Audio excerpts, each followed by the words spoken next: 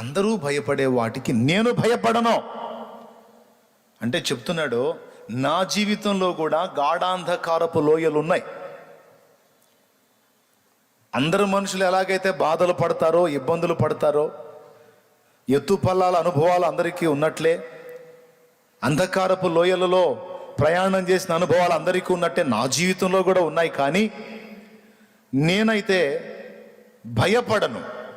ఎందుకంటే ఆయన దుడ్డు కర్రయు ఆయన దండమును నాకు తోడుగా ఉంచుతాడు. అవి నాకు తోడుగా ఉన్నందున అందరూ భయపడే భయంకర పరిస్థితుల్లో సైతం నాకైతే ఆదరణ ఉంది. దేన్ని బట్టి? ఆయన దుడ్డు కర్ర దండము. మరి నా కాపరి సామాన్యుడు కాదు, నేను నిద్రపోయేవాడినైనా నా కాపరి కునకడు నిద్రపోడో. గాఢాంధకారపు లోయలలో నేను సంచరించిన దేనికి భయపడను. గాఢాంధకారపు లోయలలో నేను సంచరించిన దేనికి భయపడను. నీ దుడ్డు కర్రయు నీ దండమును అనుదినం అనుక్షణం కాపాడునే. నీ దుడ్డు కర్రయు నీ దండమును అనుదినం అనుక్షణం కాపాడునే. ఆనందమే చప్పట్లు కొట్టండి. ఆనందమే ఆశ్రయపురమైన యేసయ్యా నీలో.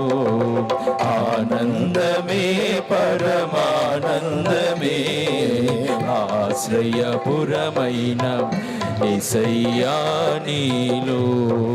ఆపత్కాలములన్నిటిలో ఆదరించిన అక్షయుడా నీకే స్తోత్రము. ఆపత్కాలములన్నిటిలో ఆదరించిన అక్షయుడా నీకే స్తోత్రము. ఆనందమే పరమానందమే ఆశ్రయపురమైన యేసయ్యా నీలో. ఒకవేళ దేవుని ప్రణాళిక అలాగుండి నిన్ను తీసుకుంటే తప్ప, ఆయన నీకు కృప చూపి ఇంకా భూమి మీద నీ పని చేసే దినములు ఉండి ఉన్నాడనుకో, నీ చుట్టుపక్కల అంతమందికి తెగులొచ్చి మొత్తం చచ్చిపోయినా నీ స్థానానికి చలనం ఉండదు.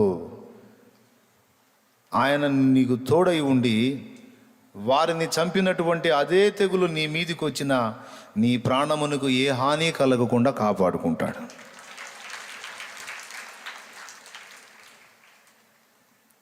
లోకంలో అన్యులు ఒకవేళ దాని బారిన పడి ఎఫెక్ట్ అయితే అవ్వచ్చు. వారికి లేనిది మనకు ఉన్నది ఒక్కటే, దేవుని కృప.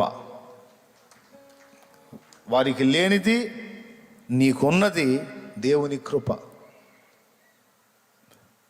ఆయన అనుమతి లేకుండా నువ్వు ఎంత కఠినమైన అంధకార లోయల్లో గుండా ప్రయాణం చేసినా, అంధకార లోయలు అంటే ఫస్ట్ లోయ అంటే దిగిపోయేటువంటి స్థలం, అంధకారం అంటే చీకటి, గాఢాంధకారం అంటే అస్సలు కన్ను పొడుచుకున్నా కనరాని చీకటి.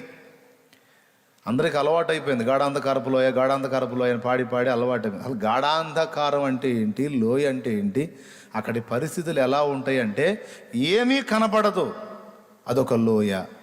ఎక్కడ ఏ సర్పం ఉందో తెలియదు, ఏ క్రూర జంతువు ఉందో తెలియదు, ఎక్కడ ముళ్ళ తుప్పలు ఉన్నాయో తెలియదు, ఎక్కడ ఊబి ఉందో తెలియదు, ఎక్కడ మెరక ఉందో తెలియదు, ఎక్కడ పల్లం ఉందో తెలియదు. అంటే దీన్ని ఎలా చెప్పుకోవచ్చు అంటే, కొన్నిసార్లు మన జీవితంలో మనం ప్రయాణం చేస్తున్నప్పుడు అసలు ఏమవుతుందో, ఏం జరిగిద్దో, ఎటు పోతున్నామో, ఎలా అయిపోతామో, చివరికి ఒక కొలిక్కి వస్తామో లేకపోతే అంతటితోనే ముగింపో అర్థం కాని అనుభవాన్ని గాఢాంధకారపు లోయతో పోల్చవచ్చు. అర్థమైందా?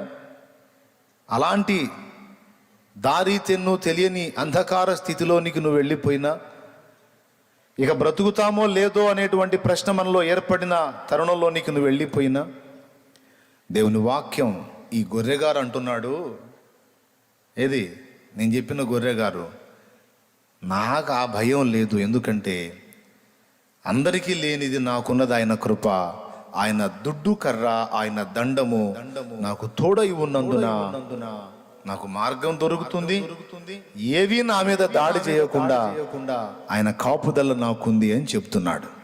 దేవునికి మహిమ. ఏమండి, తర్వాత ఇంకా ఏం చెప్తాడు? నూనెతో నా తల అంటాడు, నా గిన్నె నిండి పొర్లిపోతుంది. నా శత్రువుల ఎదుట నాకు ఆహారమును సిద్ధపరిచాడో. నా బ్రతుకు దినములన్నీయు కృపాక్షేమములే నా వెంట వచ్చును, ఎందుకంటే నాకు బలమై ఉన్నవాడు నరుడు కాడు, దేవుడు. నాకు తోడై ఉన్నవాడు నరుడు కాడు, జీవము గల దేవుడు. కాబట్టి నా బ్రతుకు దినములన్నీయు కృప క్షేమము. కృప మీద ఆధారపడితేనే క్షేమము, కృప మనకు తోడై ఉంటేనే క్షేమము. అందుకే క్షేమము కృప అనలా, కృప క్షేమము అన్నాడు. ఈరోజు వరకు మన క్షేమానికి కారణం ఏంటో తెలుసా? ఆయన కృప. అందుకే చెప్పాను, ఒకవేళ నీకున్న సమస్యతో ఇతరులు ఒకవేళ నిద్రిస్తే వారికి మిస్ అయింది, నీకు కలిగి ఉన్నది ఆయన కృప. నీకొచ్చిన సమస్యల చేతే ఎంతోమంది బలైపోయి ఉండొచ్చు.